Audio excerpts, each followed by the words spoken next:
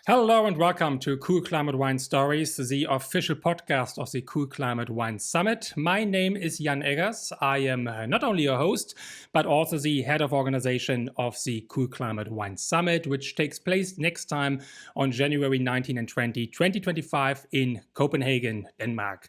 I'm also a Cool Climate Wine lover, naturally. Otherwise, I would not organize such a trade fair and conference where we focus so much on cool climate wine growing regions, and also like a certified sommelier. So welcome to today's episode, and I would like to introduce you in this episode to two fairly unknown cool climate wine regions from Germany.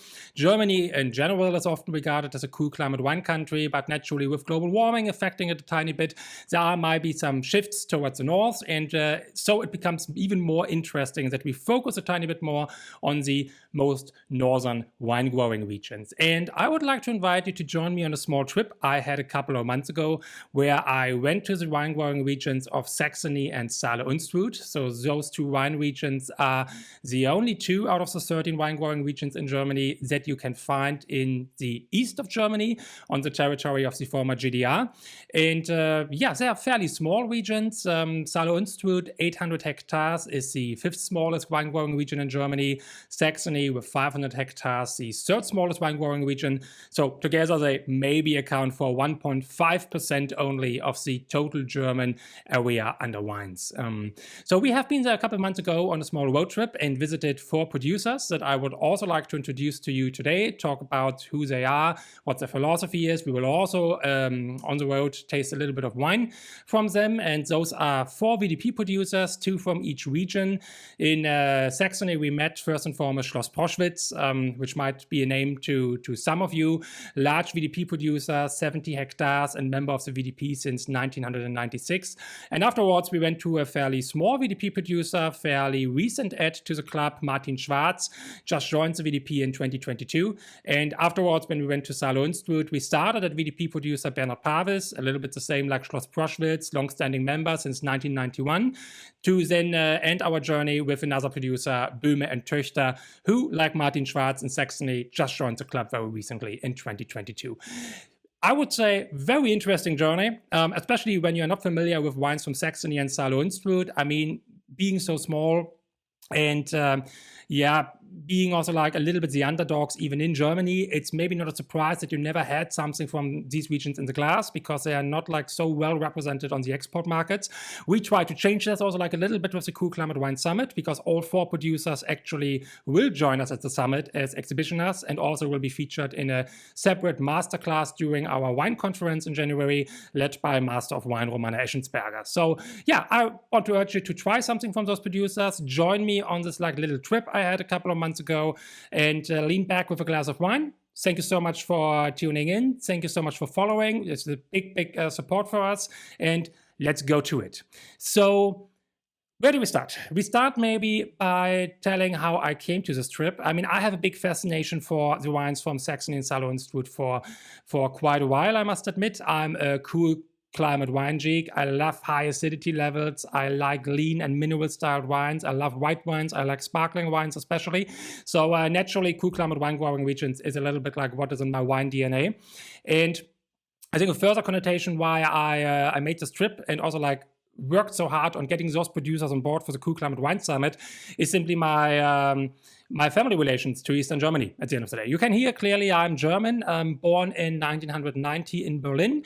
So directly in the period between the fall of the Berlin Wall and the official reunion, my parents were both born in the GDR, both were educated and spent the early years of their working life and adulthood in the GDR. So naturally also my upbringing was, let's say, very much touched by the heritage of the Eastern German, of socialism.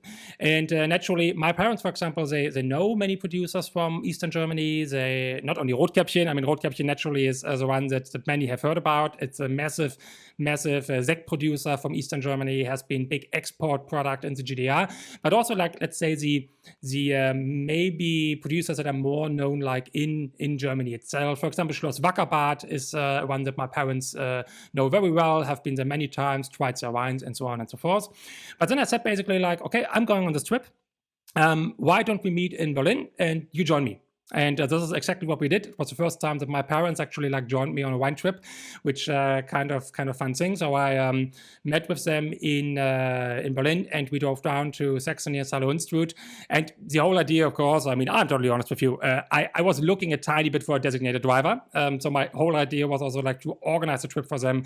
So we start with a wine tasting in the morning. They join for a winery visit, and they drop me off at a second winery. They get their own program, and then we meet later for dinner and have some lovely evening together. But it actually like turned out after already our first visit that they just joined the whole program. They were like joining along the whole 2 days, wine tasting to wine tasting, meeting producers, walking through cellars, asking questions, learning about wine. And even then in the evening in the restaurant, it was like looking at the local wine menu and it's like, oh, what do we know? Who did we meet? What didn't we try? What should we have tonight?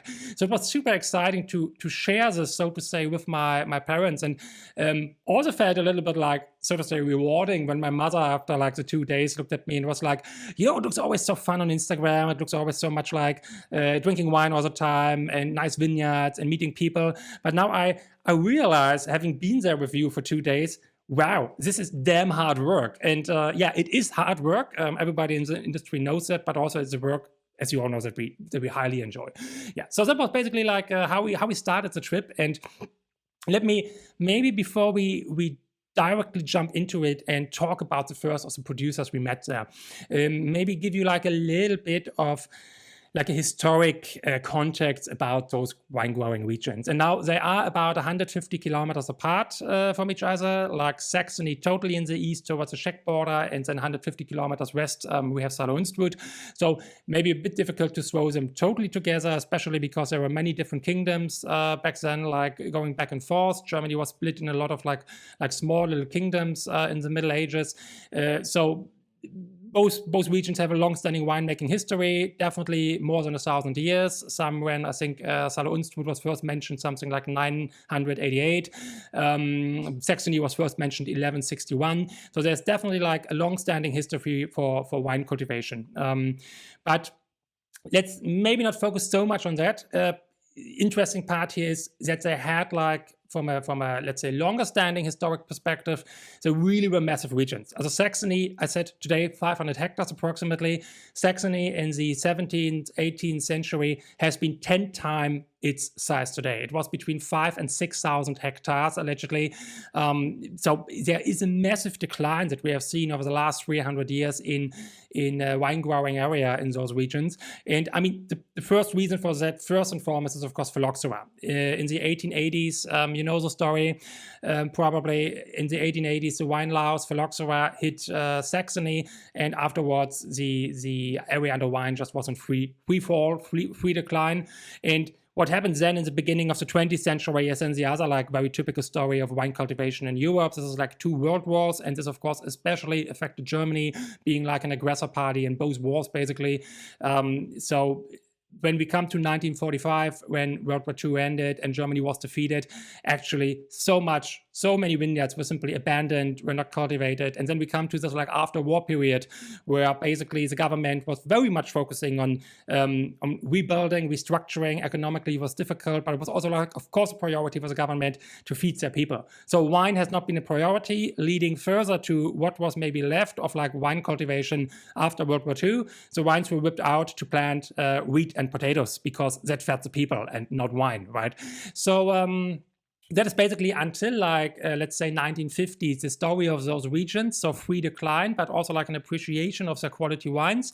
And yeah, I talk about what happened after 1950s a tiny bit later. I want to first and foremost now, let's get moving forward and present the first winery to you. So because that is what people most think is fun, I guess, about wine podcasts, is hearing about the winemakers. And we start in Saxony. With Schloss Proschwitz. Schloss Proschwitz is, let's say, long-standing member of the VDP, as I said initially, 1996. So for Eastern German standards, you have to realize first since 1990, Eastern Germany is part of federal Germany, and those regions had basically the chance to operate under the conditions of a free market economy. So joining the VDP in 1996 is, so to say, fairly early for the Eastern wine growing regions.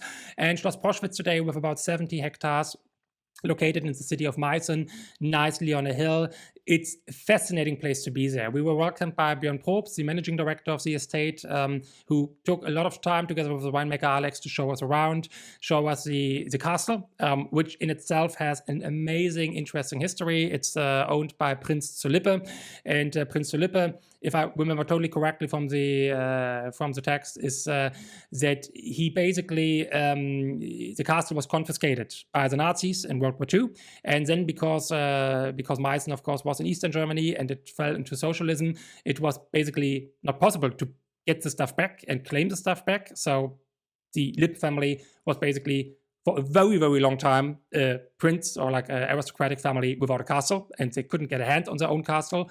And actually what happens then after the reunion is that a very, very long and very demanding process, a lot of effort put in from the family.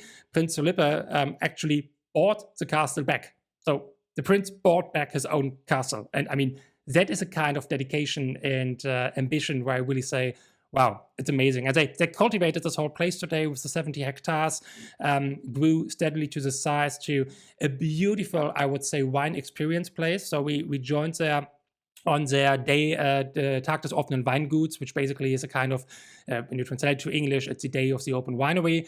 Big initiative in Saxony where all the local winemakers open their doors and people can come around and see the wineries, meet the people, drink a glass of wine, have some snacks. And we came there was live music, you could get some fried sausages, there was a choir singing, later some wine princesses arrived for a photo shoot, and seemed like total like chaos and mess and many people. So I was really surprised how much time Björn and Alex took out of the calendar, showed us around. It felt like every room of the castle, and you come into this castle and it's just like you imagine a prince living. Yeah, you go into it. There is these stairs to the second floor going on both sides, like massive, like a French mansion, so to say. You come up to beautiful light rooms with high windows, big windows up to the ceiling. There's like crown lights in every room. We were sitting in this like massive living room, beautiful, in a large velour sofa, like very, very deep inside, nice shady green tone, and got some super lovely sparkling wine to begin with, and just sat there for like an hour and a half, talked about the history, talked about Saxony as a wine region, what are the ambitions, what are we doing here at the estate. Afterwards, Björn took us down to the tasting room, gave us a whole tour of the wines. I must say it was very lovely to really see also the what I would call for versatility of Schloss Proschwitz. I mean, naturally, when you are like one of these very, very big VDP producers, say Böcklen Wolf, say Schloss Proschwitz, say Wittmann, in this regard. So you have these like 50, 60, 70 hectares plus. Naturally, you have a lot of wine to work with. And what you, of course, have to do is with such a large operation, you also have to think about the economics, naturally. You can not only like make großes Gewächswein. First of all, you don't have, you have way too much amount for that because großes Gewächswein only can come from certain parcels, but also you have to deal with a big economic factor behind it. So what Schloss Proschwitz is, in my opinion, doing very, very elegantly is have a wide range of products along the VDP classifications, starting like on the low level, on the Gutswein level, with some very simple cuvées, very clean cuvées. Don't misunderstand me. It's not intellectual wine, those cuvées. Of course not. It's simple. They sell it also like in a liter wine for actually a normal bottle price to the restaurant industry. So actually, gastronomy gets something extra out of it using these liter wines. Very, very intelligently sought to have those approachable wines, especially for the local restaurant and wine scene, where, let's say, the appreciation for the top quality wines is not always given, unfortunately. But then also, if you go like to the top level and you go to the großes Gewächs, you go to the Erste Lage. We had the Erste Lage Weißburgunder, amazing in the glass. We had the Spätburgunder GG 2017, which I think the bottle stands up here, exactly. Beautiful wine that I also like discussed in another reel we have on Instagram. Very lovely, very delicate, very concentrated, very well made. So they have this wide range of portfolio, which I really appreciate from a consumer side, because it gives you like a good impression of what they're doing. And basically, their Gutswein, we actually start here tasting with a Gutswein from Schloss Proschwitz, because I just picked that basically for this podcast and this tasting, because it is, so to say, the most typical. You can see it is a Goldriesling. yeah, from Saxony. And now we quickly have to talk about what Goldriesling is. Not to bore you to death with that, but I know some geeks hopefully like listen into and love like some strange grape varieties. Goldriesling is a golden Riesling in its translation, is a fairly old grape variety, crossed first time in 1893 in Colmar, Alsace. Riesling here is definitely one of the parental grapes, and then some other stuff, honestly, that I can now look it up again, what it was called. I could not remember, but it's grape varieties that are long forgotten. But the interesting thing with Goldriesling is, first and foremost, we don't have anything left, so to say. We estimate at the moment it's about 20 hectares in total that are left in the world, and 16 or so of that in Saxony. So you can clearly see why people and winemakers in Saxony say, if you come to Saxony, taste Goldriesling, yeah, because that is basically like what is very unique to our terroir here, to our region here. And secondly, what is super interesting from a crossing perspective and talking about cool climate wines, it is very adjusted to cool climate wine growing regions. So it has a very late bud break, protecting it, of course, against spring frost, which is a topic in Saxony and Saale-Unstrut, a big topic, especially in the 2024 vintage. And then further, it ripens very early on. So you can see with this kind of shortened like growing periods that it needs to come to maturity, it's actually very well suited for cool climate wine regions. And in my opinion, it's only like a question of time that we might see it also popping up and in experimental ways in Denmark, Sweden, Poland, other cool climate wine regions. I don't know if in UK actually, maybe somebody who sees this and knows about it, comment on it if you like. It would be super interesting to know with some UK winemakers actually playing around with Goldriesling. I could definitely imagine this happening. And you see this also like that, for example, if you look at Goldriesling and how it was used and afterwards, it has often been a parental grape for different crossings. And one of the most famous crossings that came out of it is Léon Meillot, which is a red wine actually. And Léon Meillot, for example, at the moment, if you look in Denmark, is one of the most promising red wines that winemakers in Denmark are actually growing. Skærsøgård, big Danish estate that you also will meet at the Cool Climate Wine Summit in January. They actually have an amazing Léon Meillot where I say, okay, this slowly moves in the direction of like French class red wine, so to say. But enough about that Goldriesling. Let's taste it. Again, it's a good wine. It's fairly, let's say, fair in price, 13 euros a bottle. And yeah, let's have a look at it. Schwarz glasses, by the way. No strong advertisement, but they are our glass partner for most of our events. So I quickly mentioned that we drink wine from Schwarz glasses. And yeah, you see very lovely color here, this kind of pale lemon greenish color. And there is Riesling in there. I can let's say, it's so pronounced, it's pounding out of the glass. You clearly notice immediately it's not Riesling, but from the, let's say, from the pronunciation, from this highly aromatic perspective, yeah, there is Riesling as a glass. And you have this kind of typical fruit profile that you would assign with Riesling. There is some apple, there is some pear, of course, there is some sour peach, so to say, some unripe peach. There is definitely like a lot of lemon zest. It feels very mature. It has 11.5% alcohol, so it's definitely also like finished, so to say, in its fermentation. It feels very, very mature, very ripe. It's not Granny Smith apple or something. It's more on the riper side. Lemon zesty. Feels even like a tiny bit creamy now. I mean, I have to admit, I opened the bottle yesterday, so it might also like be a tiny bit of a small oxidation effect. And then there's something like very, very distinct that I associate with Goldriesling, and that it is some kind of like burnt smell it has. And this does not come from any oak touch or something. It's a steel tank driven wine. But this burnt touch, I would nearly call it for burnt rubber, which to me is very often very distinct and clear when you have the Goldriesling in the glass. And this is something that's like burnt rubber touch. Actually, to be honest, it comes really more out even on the palate.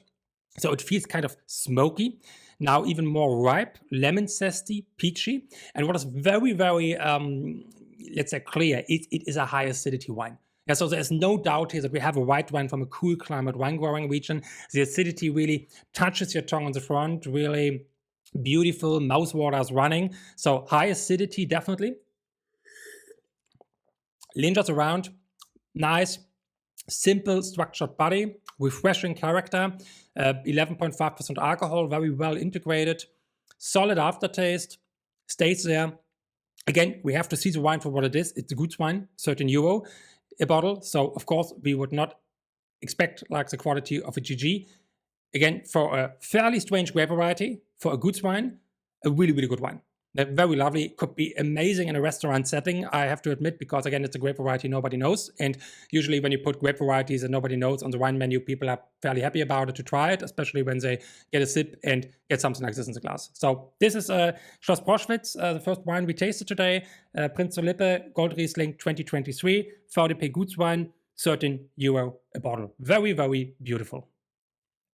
Good. After this initial visit at Schloss Proschwitz, again, short reminder, large VDP producer, 70 hectares in the VDP since 1996. We got a little bit of a contrast experience. We went about 2 kilometers north along the Elbe River and also in the city of Meißen, then met Martin Schwarz. A little bit of a surprise visit. I didn't tell Martin that we're coming, just knocking on the door saying, hi, here we are, and very lovely welcome. He just came from a wine festival actually and was like, good that you're here. Let's taste some wine. And it was super great to meet him there at his estate. I mean, it's kind of most of those producers, you know, I met initially on trade fairs, or we had some contact Pro Wine to begin with, and at the VDP Börse, and you talk about projects, you talk about, we are doing the summit, this trade conference in Copenhagen in January about cool climate wines. What do you think? Do you want to come? It's a lot of negotiation back and forth, and you never meet them at home. And for me personally, it's always like a big delight when I come to a winemaker, to the winery, and get to know them in their home facilities, because they are different people than at the trade fair. Yeah, because suddenly they don't have to sell you like less, so to say, than on a trade fair, and it's more like you talk about the things that for us in the industry actually really matter, like philosophy, understanding what we are doing here, terroir, touching things, tasting things, it's seeing things, smelling things. It's really a totally like different atmosphere. So I can highly recommend everybody, if you don't work professionally in the industry, always visit wineries, meet those people at their facilities. It's kind of lovely. But yeah, let's maybe quickly before we knock at the door at Martin, let's quickly talk about terroir. Terroir always like a difficult term to talk about, but especially in Germany, in most of the wine growing regions, terroir is really essential for making wine. And when we come to Saxony and Saale-Unstrut, both are located at 51 degrees northern latitude. And you might know that we normally consider the area of 30 to 50 degrees northern latitude to be the feasible area for commercial wine growing. It's shifting a little bit north due to global warming, etc. So 51 degrees is not that big of a problem anymore, but still, if we look at all like climate parameters, 51 degrees still provides certain problems. And if we look at the regions of like Saxony and Saale-Unstrut, and we look at these key climate parameters and compare to other regions, let's say first and foremost, average temperature over the year below 10 degrees Celsius. Not totally ideal. In most commercial wine growing regions, we are around 10 plus degrees Celsius. Yeah, 10, so to say, as a minimum. Then rainfall wise, we are at 500 to 600 millimeters a year. Not so big of a problem per se. It's okay. The biggest problem is that they do not have a clear rain season, which means it can, so to say, fall whenever it wants, distributed over the year. It's much more, let's say, advisable for wine regions that you have clear periods. For example, if you think about Rías Baixas in Spain on the northwest coast, they have a lot of rainfall, but it all is during the winter when it does not interfere, so to say, with harvest or with the growing season. Yeah, think about the Moselle in 2024. It just started raining 1 week before harvest. That's terrible. You cannot use it for anything. It's really, really annoying for a winemaker. So with those climate patterns. And then the third factor, maybe sunlight hours. Sunlight hours is always something where we have a look at when talking about the quality of a wine region, how easy it is to grow wines. 1,600 approximately a year. That's not terrible, but it's also far from good. Let's say it like this from a commercial perspective. So we see immediately that from a terroir perspective, those wine regions provide some challenges when it comes to the climate. We have fairly mild winters normally, not too much like negative Celsius degrees temperature. But then on the other hand, we have, let's say, fairly early spring beginning, even earlier, for example, than in Western Germany, even earlier than, for example, in the Pfalz from the meteorological perspective, which then provides a super big risk for spring frost. Terrible, yeah. great, you have an early spring start. So the wine is like happy, the buds come out, the frost hits, you lose your harvest. This is exactly what happened in 2024. Some of those producers, Martin Schwarz, who we visit like in a minute, 80% of the harvest was gone in April, basically. Spring frost hit, that's it. 80% gone. Then you just can pray for the rest of the growing season, like going somewhat well. It's terrible for those people. And also like in the Ahr, in the Nahe, in the Mosel, we had similar experiences this year. So 2024 vintage, very, very challenging for those guys. And yeah, but understanding all these like things means again that terroir is very important. So you have to find the plots in those regions where you really have like a micro corridor where you can work commercially with wine in a large scale. And naturally, rivers in Germany are extremely important as bodies of waters. I would say that most of the German wine regions are actually located along rivers.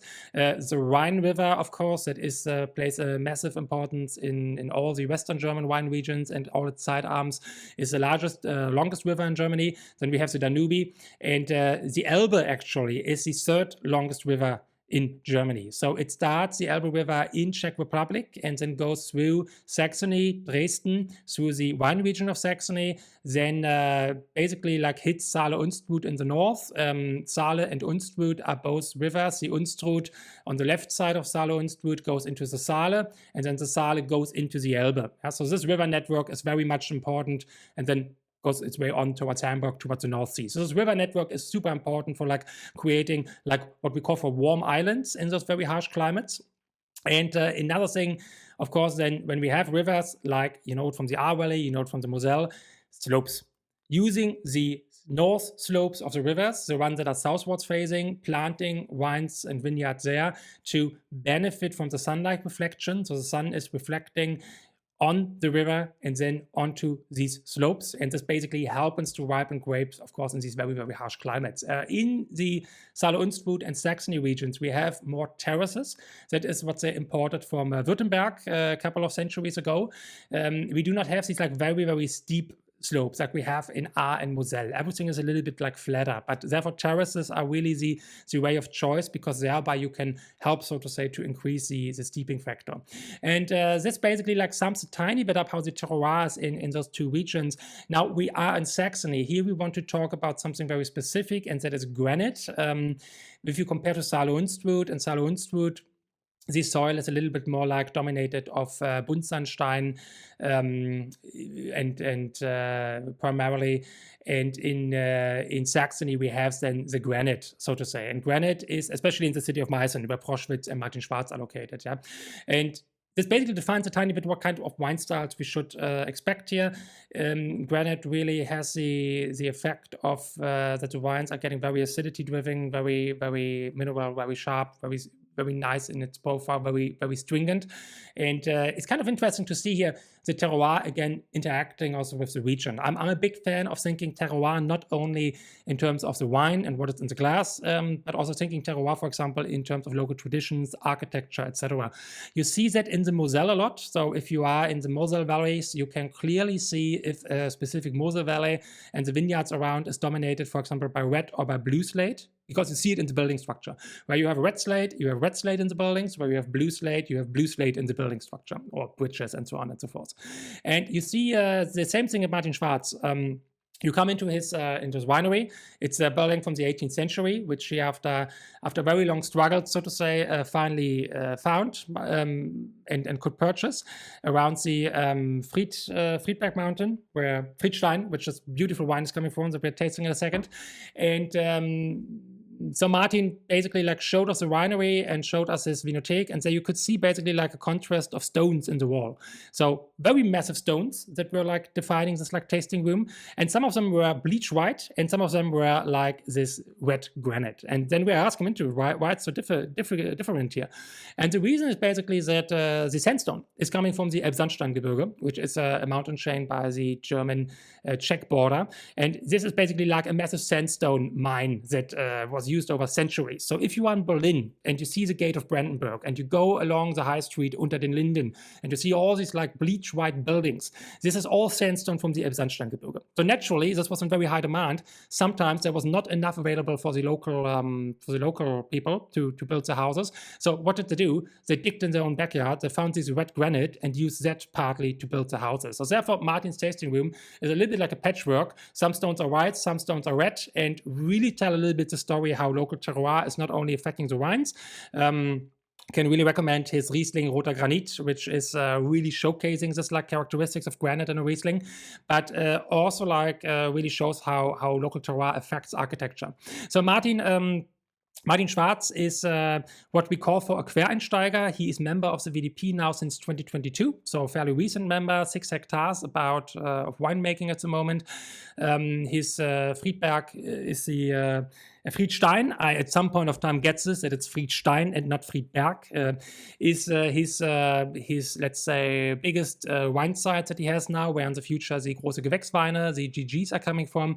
And Martin is the kind of guy who was always excited about wine. He's very much like an artisan in my experience, and very much like a really passion and mission-driven person. So he grew up actually in Western Germany. As he says himself, like in a VDP interview, grew up drinking 1975 Margaux instead of going to university with his friends, and developed this passion for Bordeaux wines early on, later then on for Burgundy wines. And at some point of time, while studying electrical engineering, came across an article in a wine magazine about the University of Geisenheim and the possibilities to study enology there. And then he decided, this is what I'm going to do. I study enology, I become a winemaker. And then with different steps in between, his way led him to Saxony. He tried to get properties early on, very difficult in the beginning, very much like the story of, okay, renting spots here, renting plots there, renting buildings, renting machinery, all very expensive, very difficult to get a foot into this region. And he was nearly about giving up and saying, okay, it's not going to happen, we have to go somewhere else. But then with very lucky coincidences, very hard work paid out, determination paid out, and he was able to buy the Friedstein plot and this like very nice winery he has today in this like 18th century building with view over the Elbe Valley, very, very beautifully located. And yeah, artisan winemaker. It's really contrast experience here in terms of his approach. I think everything that he does here is very much like very small quantity, very much passion driven. And it's kind of interesting because I talked about the cuvées of Proschwitz earlier, and that the cuvées in a very, very typical German style are easy drinking, gastronomy oriented, perfect for like pouring in a wine bar, using for Schorle, and so on and so forth. It's a great commercial thinking, great commercial product.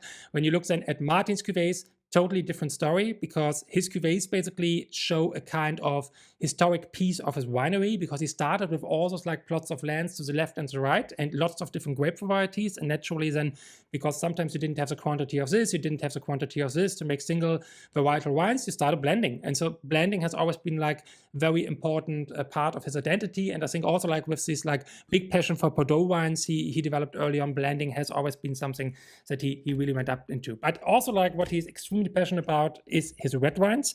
And now you see, I use the Coravon and bigger Schloss glass to get myself a little bit of his, let's say, flagship red wine, and really a nice showcase probably that Saxony actually is producing amazing red wines. Again, I referred already to Schloss Proschwitz, the Spätburgunder GG 2017, that we do not taste now. I would love to taste everything, but I don't want to bore you with tasting notes and description all along. But now we are tasting from Martin Schwarz, also like another big red wine, his flagship wine, Pinot Noir Friedstein. That is, as I said, his GG. This wine is not yet as qualified as GG because it is from 2020, unfiltered, by the way, in barrique, 13% alcohol, because he's only a member of the VDP since 2022. So naturally, only from the 2022 vintage, he is allowed to label that as GG. So the wines I think you can buy right now in his web shop, they are actually the Friedstein Großes Gewächsweine. But this, from the quality perspective, is exactly the same, 45 euros a bottle. Beautiful in the glass. Beautiful in the glass. Clearly unfiltered. We can see that. Yeah, it has a little bit of this very, nearly like burgundy quality color, in my opinion. Smells also like burgundy to a certain extent. Nonetheless, the typical like reductive element of the German Pinot Noir, Spätburgunder is coming through very nicely. So the burnt matchstick, or however you want to like refer to it in your nose. Beautiful composition of fruit.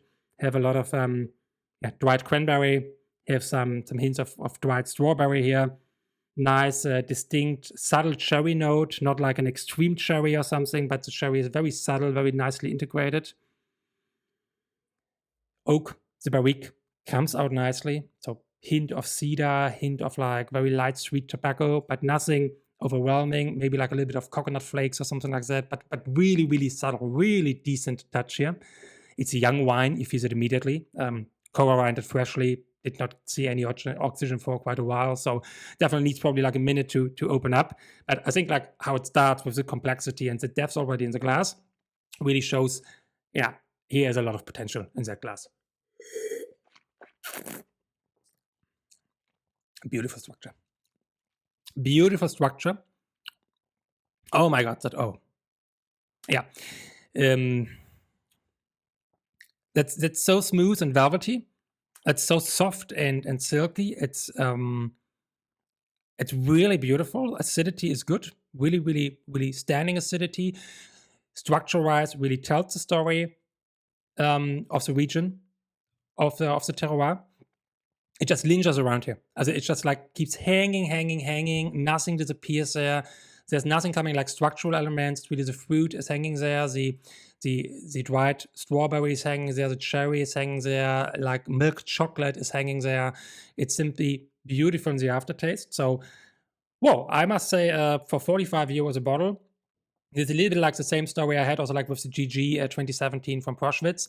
I mean, there's also the same price range, 45 euros a bottle. And when you try those wines and you're like, they're only 45 euros, that is a bargain for a großes Gewächs, you know? You can store those wines here for 10, 20, 30 years without any problems. They will develop nicely. It's some amazing depth and quality. It's a bargain. And this is like what the region in general also like stands for. We will talk about this in a second when we come to Saale-Unstrut. I think you can buy very, very big wines here for a very fair price point, and supporting some amazing vintners. So yeah, this is a tasting of Martin's beautiful Pinot Noir. Definitely a big thumbs up from my side here. So let's go on to Saale-Unstrut. Okay, after having tasted the first two wines from Saxony, and before we move on to Saale-Unstrut and talk a little bit more about the history of those regions in the GDR and taste two more wines, a quick advertisement break for the Cool Climate Wine Summit, which basically, as I said, Cool Climate Wine Stories is the official podcast of the Cool Climate Wine Summit, and I'm the organizer of that event. It's a combined conference and trade fair that takes place this time on 19th and 20th January 2025. That's a Sunday and a Monday in January in Copenhagen. And we are going to expect like 140 winemakers from cool climate wine growing regions. For example, like many well-known winemakers from Germany and the cool climate regions there. We have about 10 Danish producers, top-level producers, Swedish top-level producers, including very, very big names there. We have Polish producers. Yeah, many haven't ever tried Polish wines, I guess, but we have some of the Polish top producers, Belgium, UK, Switzerland, the Austrian cool climate regions, so you name it. So if you love acidity-driven wines, cool climate wine regions, if you want to inform yourself about current trends and how global warming is affecting those regions, this is a very, very welcome opportunity. Sign up is free for wine professionals and people working in the industry. A link is in the show notes. We also have some tickets for private visitors if you like to visit, where you also can join the party and taste the wines. And also we have, of course, a conference program that we are organizing along those 2 days with many, many different masters of wines. Experts like Dr. Jamie Goody is coming, Romana Eschensberger, we have Wojciech Bonkowski coming, we have the Julius Kühn Institute, Oliver Trapp giving us ideas about the grape varieties of the future. So really, really interesting, competitive conference program. Have a look. Also, the link is in the show notes. Conference passes cost about 400 euro. And we also like one run until end of October, an early bird campaign. Again, link in the show notes. Have a look. I really hope to see you around for the Cool Climate Wine Summit and Wine Festival in Copenhagen. Follow us on social media. Also, please don't forget to follow this channel on YouTube, Spotify, wherever you are listening in. Big support for us, big message for us that we are doing a good job. Thank you so much. And now let's continue with our great journey to Saxony and Saale-Unstrut. Good. Okay, Saale-Unstrut. Let's switch over to that small wine region. As I said, initially 800 hectares, fifth smallest growing region of Germany. And here, big difference. Not in terms of like the climate, we talked about it initially, historically also like very similar, but I think what is very, very interesting here is the slight difference in soil composition. So Saxony a little bit closer to the Elbsandsteingebirge and the Czech mountain chain, so thereby like a little bit rougher, a little bit more, as I said, granite dominated. In Saale-Unstrut we find more like Buntsandstein and Muschelkalk, which is basically, let's say, the base soil composition of Pfalz and Rheinhessen. Of course, I know there are a lot of different subregions in Pfalz and Rheinhessen and very specific soil types, so please do not criticize me for this like simplification. But in general, the story I want to tell here is that we have in Saale-Unstrut a little bit more these like very common soil types, Muschelkalk and Buntsandstein, which usually allow for a bigger diversity of grape varieties because they are fairly easy to use, fairly easy to work. A lot of grape varieties thrive well there, where I think in Saxony with the granite dominated and the harsher soil types, there's a little bit more like a selection process. And this is what we can see clearly in Saale-Unstrut. It is a wine region where we have many, many different varieties, like we know it from Palatinate, Pfalz, like we know it from Rheinhessen, many different grape varieties, not only the Burgundy varieties, not only Riesling, but lots of Müller-Thurgau, Silvaner, Kerner, Bacchus, Johanniter, you name it. Basically, you have a bit of feeling you can grow anything there. And then as a winemaker, you just have to find out what is your specific terroir, what do you work with, what do you want to focus on. So that's, for me, like soil-wise, a tiny bit of a difference. Let's look back at the historic connotation again. So as I said initially in the introduction to the podcast, I am born to parents from the GDR, and we talked a little bit about the history until 1950 approximately. So let's have a look how Saale-Unstrut and Saxony have been affected by socialism and how basically the wine growing traditions have been affected. And please, it's a very sensitive topic in Germany to talk about. So I really hope, I really try not to offend anybody. I know a lot of people have like personal experiences, personal stories. So if you don't agree with something I say, just let me know in the show notes, in the comments. Let's discuss about it, because especially for somebody like me who was born after the whole time and only knows it from storytelling and from reading books, it's kind of difficult to really make like statements about this time if you haven't experienced it. And I only know it from other people telling stories. But interestingly, if we look at the story in a nutshell, I mean, winemaking was possible, of course, in socialism. There was a lot of wine production going on in these like eastern wine regions, and there were basically like four like larger producers. Everything was like a planned economy in the GDR, so lots of smaller producers delivered their grape material to the larger cooperatives that then were producing wine. And the interesting thing here is like from a quality perspective, this is also like what Martin Schwarz told us, that is also what we heard from Pawis in Saale-Unstrut. The average GDR citizen never really had an exposure to GDR produced wine. So the good stuff, the really good stuff, is either going to Western Germany as an export product, or it's going to the Soviet Union, or it is actually going to the, let's say, political institutions in Berlin, where the political elite and people who were high up in the socialist hierarchy were consuming it. But if you talk to like the average GDR citizen, if you talk to my mother, first time I did a Romanian wine tasting in my life, I had a Fideasca Neagra, a heavy red wine from Romania, Schwarze Mädchentraube. And my mother was like, yeah, I know that stuff. This is the red wine. Lots of alcohol, lots of residual sugar that we were always drinking at the student dorm. That was cheap in our local shop here. Yeah, amazing. But they didn't have access to actually the quality products that were coming from their own vineyards in their own regions, right? And this is a kind of interesting story. with the plant economy and how quality products in the GDR were produced for export and actually getting cash in society. Also like the whole like idea of producing sparkling wine to the Soviet Empire, actually also like an interesting side connotation. If you think about Riesling production in the Eastern countries, what I was very surprised about was, for example, Ukraine before the war has been the 5th or 6th largest producer in the world of Riesling. I don't know if anybody would have guessed that, but there was a massive production of Riesling in Ukraine. And of course, it is a little bit of socialist heritage, because when availability of champagne and other sparkling wines from the West was not like guaranteed on a regular basis in the Soviet Empire, you need an alternative. And Riesling, as a high acidity, high aromatic grape, today, of course, the German Sekt production is especially in the East, Rotkäppchen Mumm, is a heritage of that. Yeah, it has been a massive producer of German sparkling wine. So this was basically the alternative that was created. Let's plant a lot of Riesling wherever suitable and just produce our own like high-level sparkling wines when we cannot like get our hands on champagne and other like Western sparkling wines consistently. Also, like the whole story is about, let's say, the shortages is a kind of interesting stuff. So it's again, it was a kind of a shortage economy. Something was always missing. Be it tools, be it raw materials, be it knowledge, whatsoever, something was always missing. So improvisation has been a key feature of people in the GDR, businessmen in the GDR, to survive and to thrive.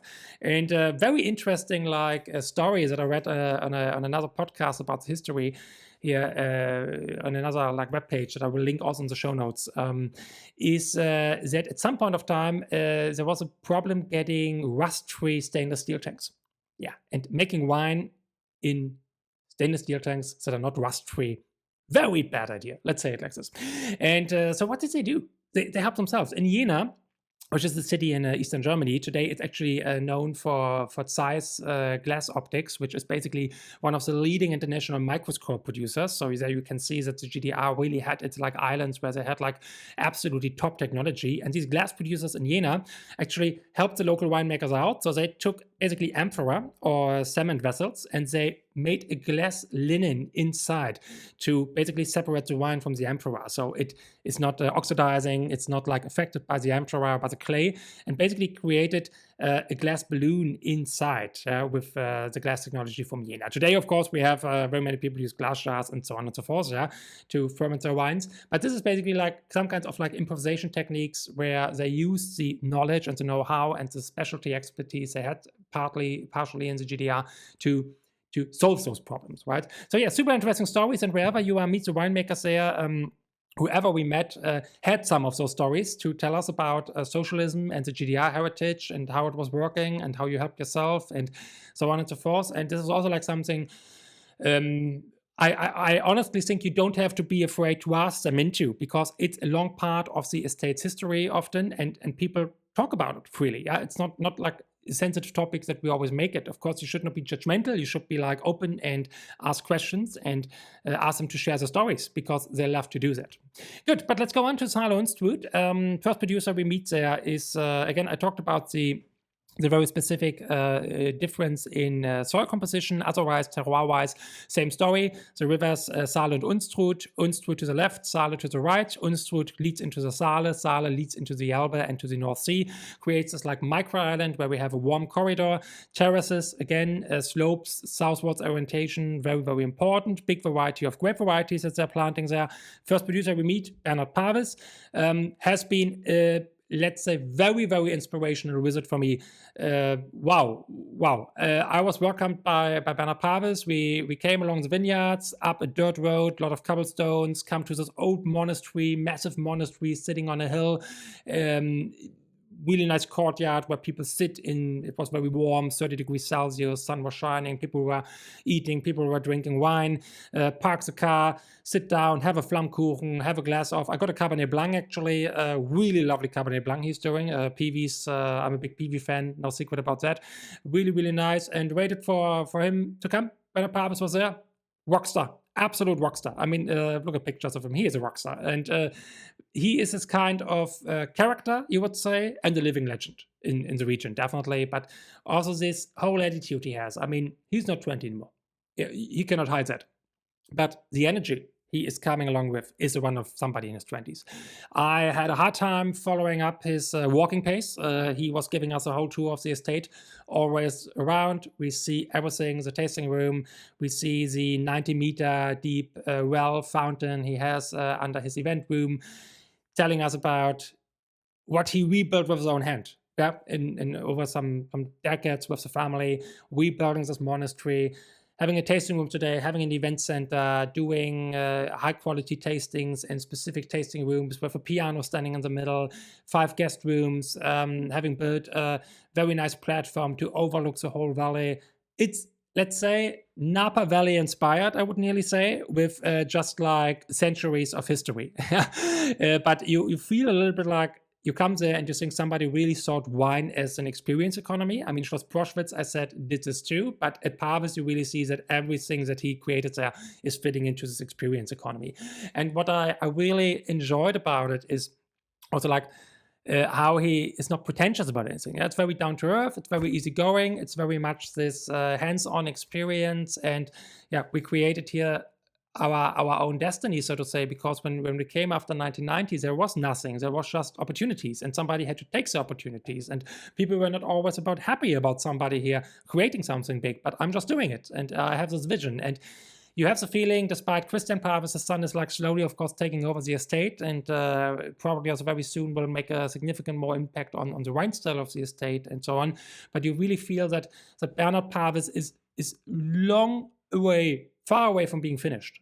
He feels like this guy who still has so many things to realize, so many projects going on. I highly enjoyed like being in his company and getting this kind of inspiration. Very inspirational character. And yeah, he is a member of the VDP since 1999. Very, very early on, 16 hectares today. And, oh, I'm sorry, that is basically, apologies. I made the big mistake, not 1999, 2001. So little difference in years. I made this earlier, so apologies for that. So Bernhard Pawis is a member since 2001. And yeah, I think it's very nice how he also like talks about the VDP as a kind of let's say, elevation for his wine quality, because he said in 2002 they were able to make the first große Gewächse because they were certified, got certified vineyards, and then basically he says like the quality and the whole development of the estate, they could develop with the VDP greatly and with the like exchange with colleagues. And we will hear this in a second again when we come to Böhme Töchter. But first and foremost, like about Bernhard Pawis' wine philosophy, and he sums this very nicely up in the interview on the VDP webpage, and this is also how I experienced him at the estate. Down to earth. Down to earth is very, very important. How he says, modern style, but wine has to be fun in the glass. And I think this is very much like how I experienced the whole like setup, the whole like estate. It is about sitting down, enjoy a glass of wine with friends, and wine is something we can talk about if it's a Gigi or first growth, but especially on the base level, Guts and Ortswein.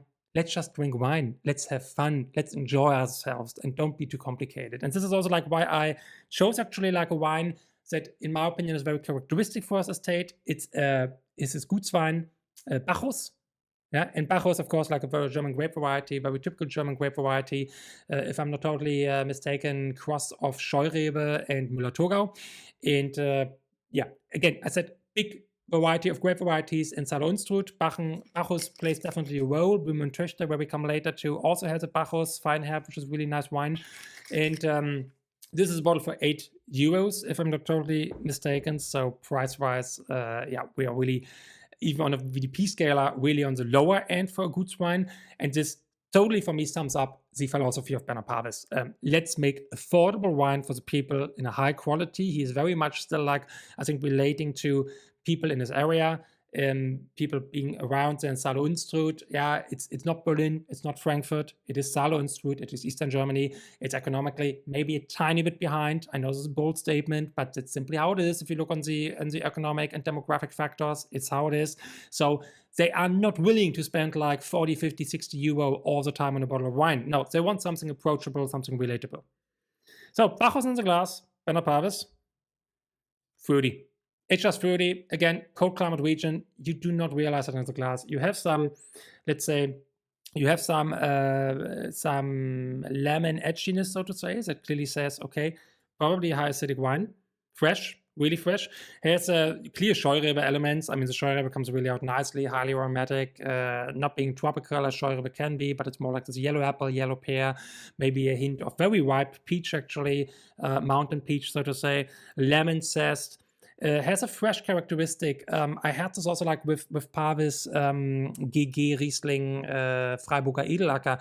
I described this a little bit like when I had it before in the glass as, let's say, this toilet cleanser characteristic. So it's so fresh, so refreshing, lemony that you say freshly clean bathroom in a very positive way. Yeah, and I have this also like a little bit with this wine, which is a kind of very nice feeling because it really says I'm a fresh, really acidity-driven wine.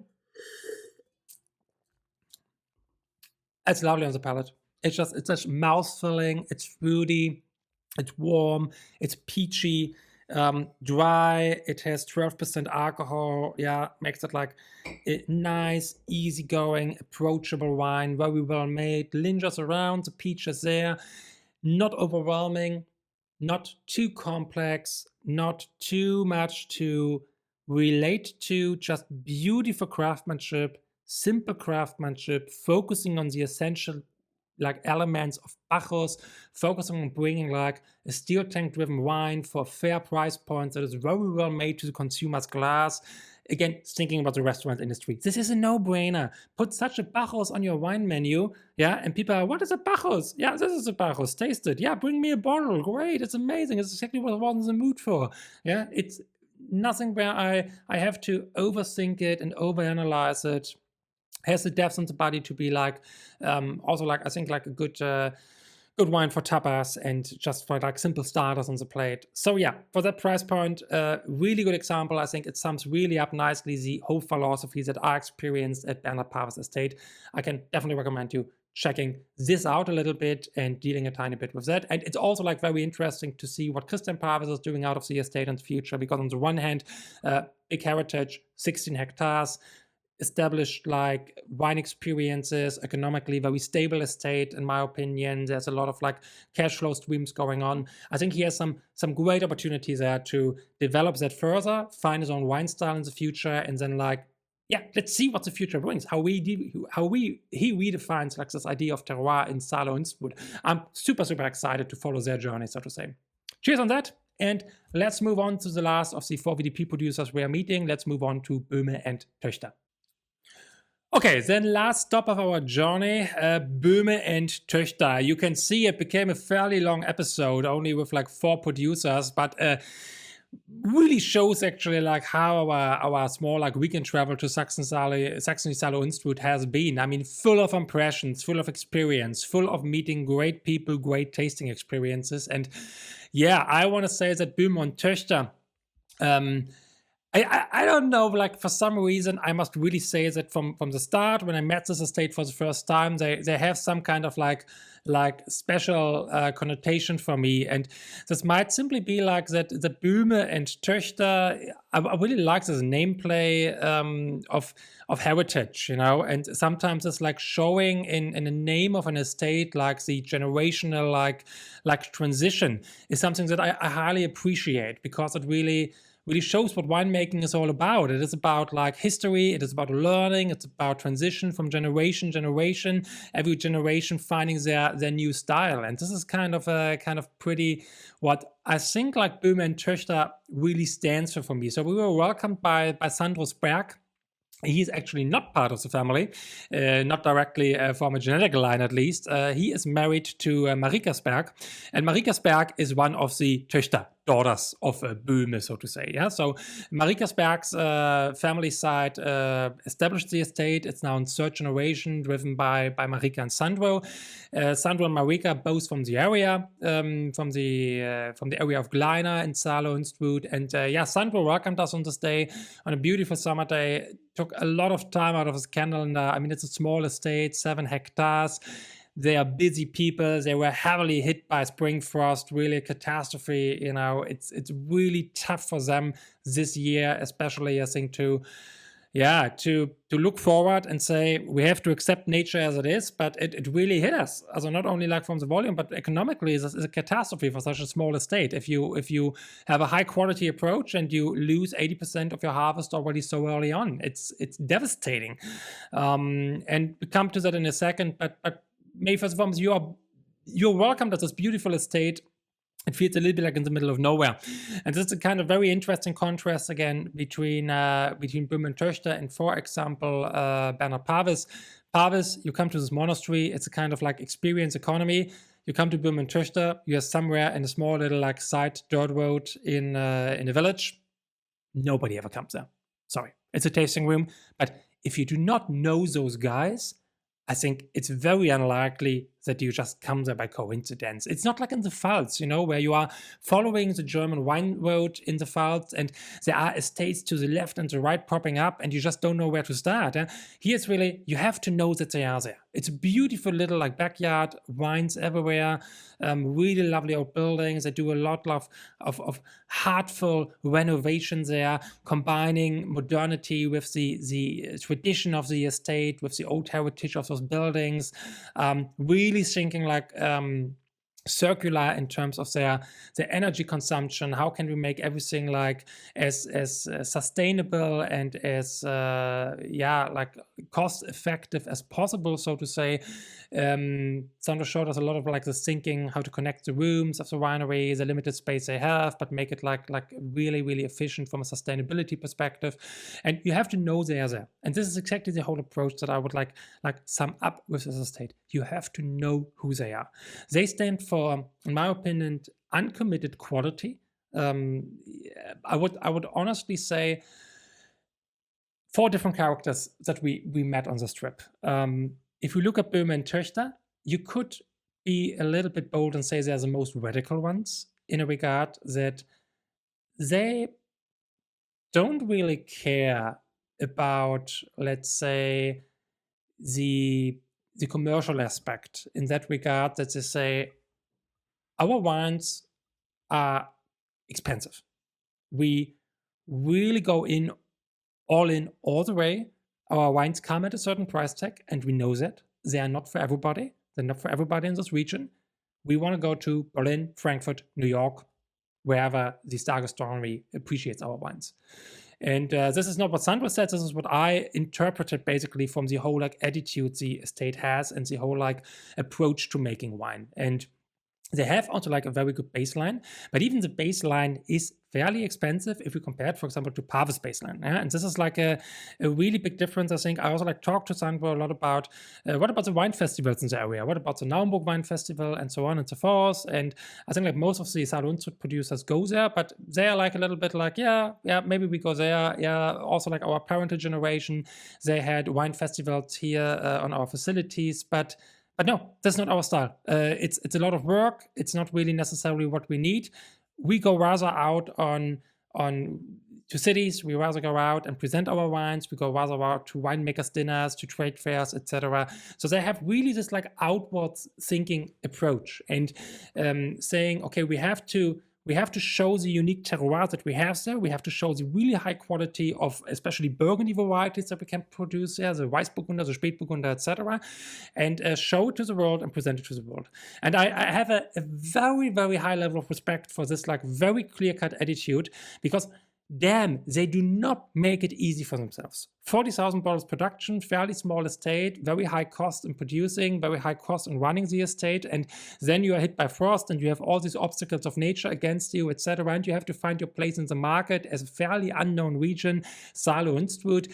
They don't make it easy for themselves, and this is I have the highest respect for. It's a kind of interesting contrast experience to other producers we met in the area. They're a new member of the VDP, joined just the VDP in 2022, and I think this is kind of interesting also, like how Sandro explained to us in the beginning, before they stepped into the club. The big question for them was, do we fit in? Do we fit in there? Is it like the right place, the right association for us to work with, etc.?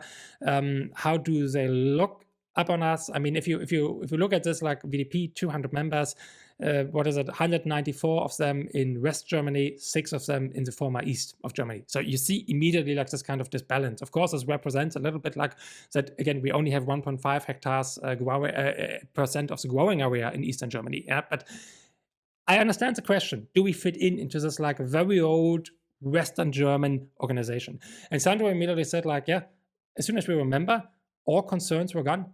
We were welcomed very warmly. It's very much like a collegial atmosphere. People help each other, support each other. We learned a lot. We got a lot of support. We got a lot of met with a lot of curiosity.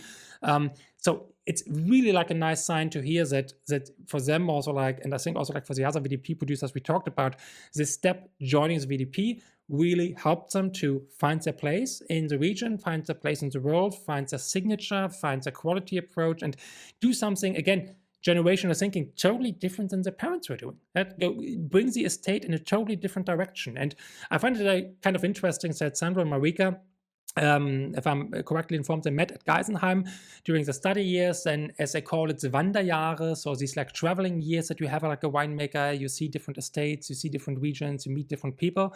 After those traveling years, they simply decided, okay, what do we actually have at home? What do we actually have in Saale-Unstrut? And they saw a kind of war diamond, so they come back there and they realize we have actually a fairly nice terroir, we have a very unique standing point, we have some great grape varieties, and we have the know-how and the ambition to turn this into something really unique and present it to the world. And this is what Böhme Töchter for me is about. It is about this striving of those regions for terroir excellence and bring this terroir excellence out into the world, basically. And yeah, I say again, they don't make it easy for themselves, but I really hope much and hope also like that joining the Cool Climate Wine Summit and presenting them and every day we can helps them a tiny bit on this journey to achieve something great there. But let's go into like tasting some of the wines. They say themselves they're very proud of the Spätburgunder wines. So naturally, we taste one of their Spätburgunder wines. And here I have the first growth Spätburgunder, Erste Lage, which is 2022. And yeah, actually didn't have it before. So looking forward to that. Just says up front, 14% of alcohol. Cool climate region. Okay, yes. But nonetheless, we see here still a region where we can mature Pinot Noir to a very high level. So we get red wines with 14% alcohol out of it. Yeah, we also saw it with Bernard Pawis. I talked earlier about the Riesling Freyburger Edelacker, his GG wine, great value for money wine, by the way, also 14% alcohol. Né? But now let's look at the first growth Spätburgunder from Böhme Töchter. Color-wise, by the way, very interestingly for me, there's a fair difference, I think, to Pawis, where I more have this like clear burgundy touch. Here I have more like this very clear like Spätburgunder touch, as I know it also from the R, for example. It's more like this like pinkish touch that the German Spätburgunder very often brings along in the glass. Floral, very, very floral, very beautiful. It's basically more on the cherry side. It reminds me a tiny bit of like cherry bubblegum, so to say. So very fruity. But very floral also, very, very inviting, very silky and smooth on the nose, balanced. Oak is coming a tiny bit more out, I would say, than for example, the one we had from Schwarz. So it's a little bit more on the oak touch side. So Böhme Töchter is working really much like, I think, in a through and through quality way. Yeah? So long time on the lees, long time in the barrel, long time to settle the wine, spontaneous fermentation, and so on and so forth. All hand harvest, all hand work. I think all of them, all the producers we met today, it's all like a lot of hand harvest and hand work. But I think for Böhme Töchter, it's really giving the wine also like a lot of time in the cellar to like settle down before it comes in the bottle. Very nice chocolatey aromas, hint of vanilla, but really not like pronounced, really subtle in that regard. Cedar tree, very soft cedar tree. Herbal, to a certain extent also like herbal. There's some green herbal in it. I won't call it eucalyptus or something, but it reminds me a tiny bit of this like herbal touch that you sometimes have with the, for example, Australian Cup Soft, right, where eucalyptus is like a very dominating aromatic, of course. Here it's very, very subtle, this herbalness, maybe like a menthol herbalness in a certain regard.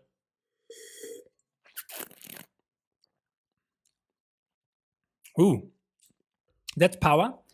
That's really powerful. Yeah, it has 14% alcohol that we can clearly notice in the mouth. It has a very good and structured body. It tells you I'm here, fills your mouth, leans us around, but really gives you also like a beautiful red wine experience. Stays there long time. Again, yeah, cherry, cedar tree, chocolate. Has a very good tannin structure, so you definitely feel it has like had a good time in oak and a good time to develop there. Soft and velvety. I mean, it's the same Jahrgang as Martin Schwarz. No, actually, it's sorry. Martin Schwarz was 2020. This is a 2022. So of course, there's some vintage variation, and Schwarz had a little bit more time to settle in the bottle. It shows amazing, promising potential that definitely have to say. It's very drinkable right now if you are into this more like powerful Pinot Noir style. But I think if you have the time and if you can wait a tiny bit, 5 to 7 years to this wine will do it a great favor in terms of settling and getting the tannin structure, the acidity structure even better integrated. Also for my personal taste, because I like acidity, I like bold edgy wines. I like my Nebbiolos, as I always say, very edgy in all directions. The more extreme they go into the acidity, the tannic direction, the better, because I like contrasts. But this is really a beautiful wine in that regard. But again, give it some 5 to 7 years, buy a case and put some bottles away, and you will get something truly, truly amazing in a couple of years to drink from. So yeah, Böhme Töchter, the last of the 4 estates that we visited on our trip to Saxony and Saale-Unstrut. All 4 estates can be met in Copenhagen on January 19-20 at the Cool Climate Wine Summit. Again, to sum it up, 2 fascinating regions that I urge you to discover, that I urge you to try wines from, that I urge you to visit. I think it's really worth visiting. It's really value for money. Staying in hotels is fairly cheap. Gastronomy is fairly cheap. There's a lot of old history to discover. Forests, lovely lakes, lovely rivers. So it's simply beautiful in summer or in early autumn. So grab your stuff and go there at some point of time. Meet the winemakers. Lovely people, down-to-earth people, a little bit like, so to say, off the main street. So this basically creates their characteristics, their approaches to lives, their approaches to making wine for totally different philosophies we met here and approaches to making wine, which I find kind of beautiful, that we can show such a diversity in approaching wine and selling wine and making wine. And this is something I highly appreciate about being on the road and meeting these people, because if they stand all next to each other on a trade fair, it's sometimes difficult to really grasp this, like a sense who they are, what they do, what they stand for. But if you go there and you see them in their surroundings, then you really have the feeling, okay, those are the people behind the wines. And you suddenly have a face to the wine and you have a story to the wine, and suddenly every time you open a bottle from those producers, you remember the story, yeah, and you say, yeah, the wine is clearly showing who made it. I really love it when a wine is showing the signature of the people who made it. Yeah, and with these closing remarks, thank you so much that you have been with me here today and tasted wines from Saxony and Saale-Unstrut. Naturally, check out the show notes for all the links to different events, etc. that we're doing and everything I talked about. Thanks to Schwarz, our glass sponsor, of course, for providing us with great glasses for the events. And I'm looking forward to presenting more of our producers and the cool climate wine stories to you in the coming weeks and months. Don't forget to subscribe. That's a big support. Post me in the comments anything that you have on mind, what we should do better, what we do worse, what we are doing badly. Please, nice feedback, positive feedback is always appreciated. And yeah, remember to subscribe and tune in. Thank you so much for your support, and see you around next time to Cool Climate Wine Stories. Cheers.